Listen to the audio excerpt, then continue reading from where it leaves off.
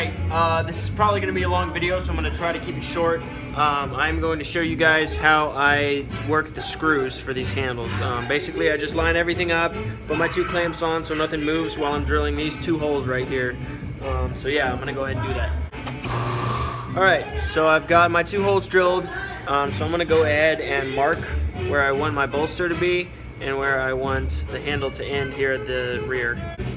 Since I've got my 2 holes now, I can now countersink them so that the screw will sit down there and squeeze the handles tight. So I'm gonna... Alright, so now that these are both drilled and countersunk, I can go ahead and put them together with some dummy screws. Got my dummy screws. My handle is together. You can see the screws in there, maybe not. I am going to go ahead and cut these out and polish up the ends, which I will not be able to hit once the handle is attached to the knife. So let's do that.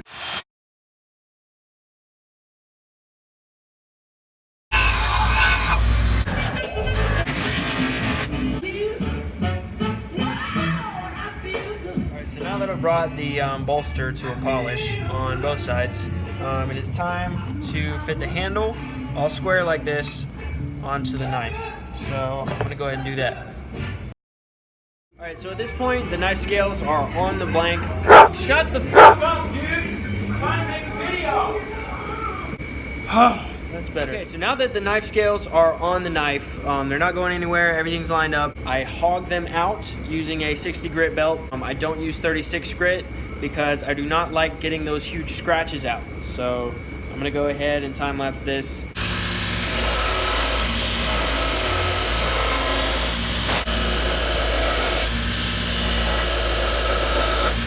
Alright, so now that I have ground until I see the tang, it's time to do my contours, and I do that with a 120 grit. I'll show you.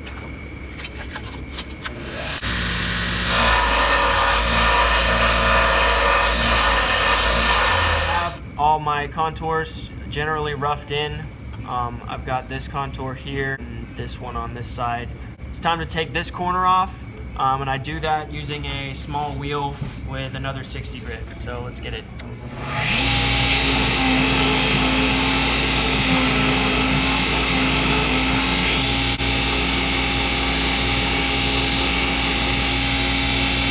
Alright, so now that my corner is off and I've touched my tang, cleaned it out a bit, now it's time to kind of round everything off. I know you guys probably noticed in that take, I'm not wearing safety glasses and the sparks are going this way. This is because this is a modded 2x42 grinder, because I'm not too cheap to buy a 2x72. I just don't see much of a reason for it when you can have like 4 grinders for about the same price with different setups so that you don't have to keep changing off attachments and everything. But yeah, that's just my take on it.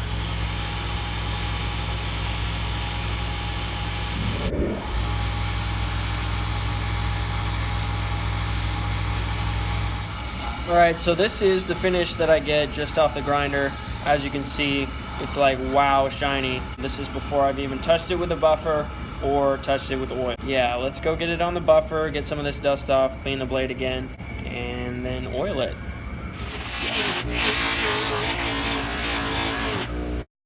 Alright, so now that the handle is all shined up, as you can see, cha-ching, I use, depending on which wood, I will use a different oil. This is boiled linseed oil, or BLO as us NAF makers call it.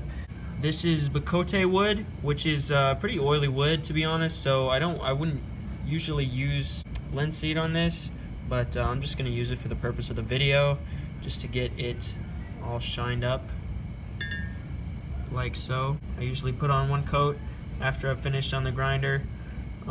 Make sure I hit all of the difficult areas and then just clean it off. But this Bacote wood doesn't need much oil. I might just like spray it with WD-40 along with the blade when I finish the blade, and it would usually do fine. This linseed oil is good stuff though. I'll just let it sit, do it again. Once that dries up, pretty much good to go.